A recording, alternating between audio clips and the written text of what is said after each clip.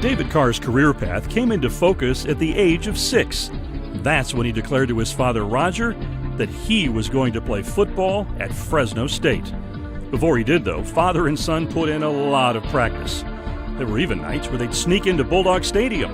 Roger would run pass routes while David threw until his arm grew tired.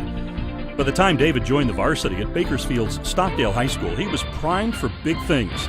At Stockdale, Carr threw for 3,496 yards and 27 touchdowns. Schools such as UCLA and Washington offered scholarships. But in the winter of 1996, when Pat Hill became Fresno State's head coach, he quickly offered David a scholarship, and the old prophecy was fulfilled. When David took control of the Bulldogs offense in 2000, he engineered the program's rise to prominence. In his senior season, he threw for 4,839 yards and a staggering 46 touchdowns. At the time, both were school records. Carr led the Bulldogs to wins over Colorado, Oregon State, and Wisconsin. He was featured on the cover of Sports Illustrated magazine as he helped the program rise to be ranked number 8 in the nation at one point in that 2001 season. Following the season, Carr was named winner of the Johnny Unitas Golden Arm Award as the college football quarterback of the year.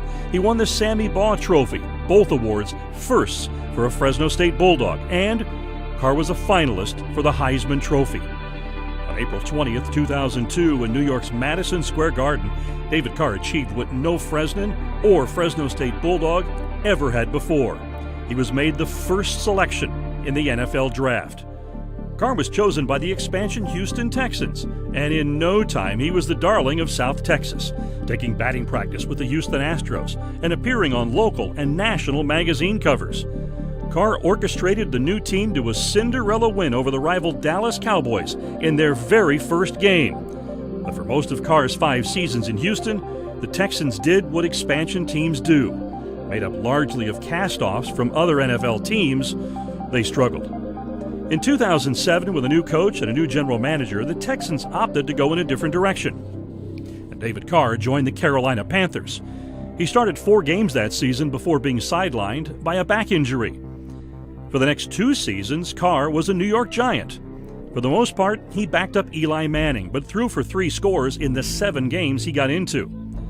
The 2010 season brought David Carr home to the West Coast with the San Francisco 49ers. But a year later, he rejoined the Giants, again in a backup role. In January, he earned a Super Bowl ring when the Giants reached Super Bowl 46 and defeated the New England Patriots. Carr's NFL career spanned 10 seasons, and it concluded following the 2012 season.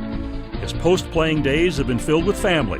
He and Melody are raising 3 active boys, Austin, Tyler, and Cooper.